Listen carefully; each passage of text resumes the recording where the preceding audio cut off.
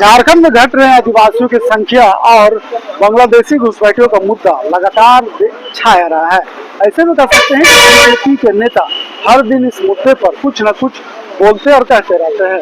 आज इस पूरे मामले पर आयोग के अध्यक्ष आशा लकड़ा क्या कुछ कह रहे हैं, चलिए हम आपको सुनाते हैं।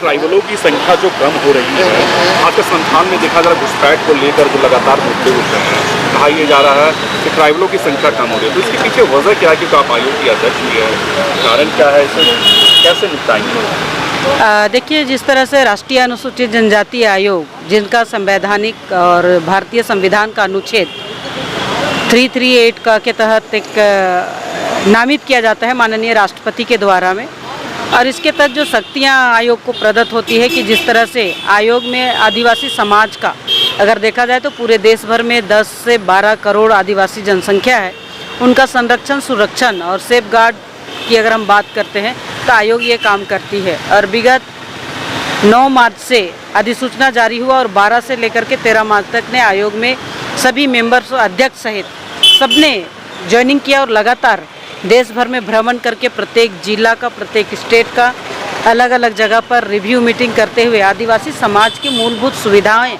और उनकी आवश्यकताओं को ध्यान में रखते हुए ये काम हम लोग ने किया है।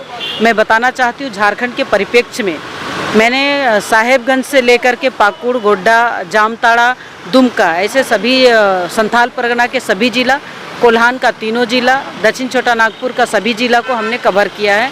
और अगर देखेंगे तो कहीं ना कहीं जो विषय आपने पूछा है कि आदिवासियों की जनसंख्या घट रही है, क्रीमी लेयर कम हो रहे हैं, ये कहीं ना कहीं दिखाई दे रहा है। और मैं उदाहरण देना चाहती हूँ आपको साहेबगंज का, पाकुड़ का, गोड्डा का, जामताड़ा का और दुमका का। आज जिस तरह से मैंने एक शब्द का इस्तेमाल किया है, रोटी बेटी और माटी का, तो आज जिस तरह से हमारी आदिवासी बहनें हैं जिनके माध्यम से जो बांग्लादेशी घुसपैठी है, ऐसे लोगों ने शादी किया है और उन बेटियों के नाम से ज़मीन भी छीन रही है और उन्हीं के नाम से रोटी भी कमा के खा रहे हैं। तो इसलिए हमने कहा रोटी बेटी और माटी। आज पूरे राज्य भर में देखेंगे तो आधा पाकुड़ ख़त्म हो गया है कि अगर पूरा ज़मीन का नेचर आप देखिए आदिवासियों का है, लेकिन वहाँ अगर देखा जाए तो उस ज़मीन में आदिवासी समाज के लोग ढूंढने से भी नहीं मिल रहे हैं। ये विषय सामने आता। उदाहरण मैं आपको देना चाहती हूँ, महेशपुर का जो गाय बथान गाँव है, जिसमें घटना 18 तारीख को हुई थी और वो लोग ट्रीटमेंट कराने के लिए दुमका आए थे, दोनों परिवार के लोग, उनका पति, उनका देवर और एक महिला, जिनको बुरी तरह से मार दिया गया था। उनके सीने में चढ़ चढ़ के नाच दिया गया था, जो फूलो झानो हॉस्पिटल दुमका में है। आयोग जब गई थी तो उनसे मिली, हमको सोशल मीडिया, आपके ही मीडिया के माध्यम से जानकारी मिली थी, तब उनसे मिलने गए तो वो बोल नहीं पा रहे थे। आज जब पूरी आयोग की टीम गए हम लोग ने पाकुड़ में, और पाकुड़ का जो स्थिति देखे, चाहे हॉस्टल की बात करेंगे, चाहे वो गाय बथान की बात करेंगे, उनका कब्जा कर लिया गया था पूरा ज़मीन को। और जो महिला है वो निहायती गरीब है, वो लोग बाहर काम करने जाते हैं, तब तक वो लोग उन्हें मार पीट करके पूरी तरह से घायल कर दिए थे। और उनकी जो बहू है, उनका पूरा कपड़ा भी उतार दिया गया था। इतना स्थिति दयनीय हो गया है। इतना हम कह सकते हैं कि आदिवासी समाज खतरे में हो गए हैं।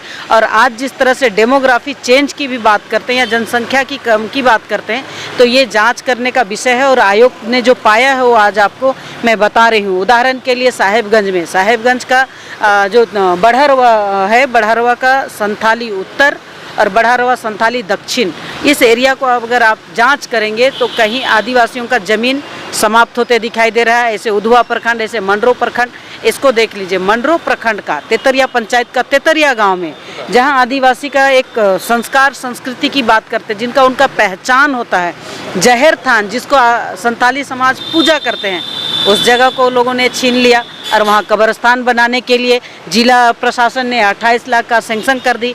जब आयोग वहाँ जाकर के रिव्यू मीटिंग के आदिवासी समाज के साथ मिले, बैठे, तो कई विषय सामने आया। आज पूरे झारखंड में झकझोर देने वाली बात सामने आती है और आदिवासी समाज आज घटते हुए दिखाई दे रहे हैं। तो ये विषय जो है बांग्लादेशी घुसपैठियाँ, और अगर हम बात करते हैं रांची की, तो रांची के एरिया में तो पूरे आदिवासियों का ज़मीन पर ही कब्जा कर लिया गया। आयोग में अगर मैं बताना चाहती हूँ आपको, 125 योजना ज़मीन का मैटर है जो हमारे यहाँ रजिस्टर है।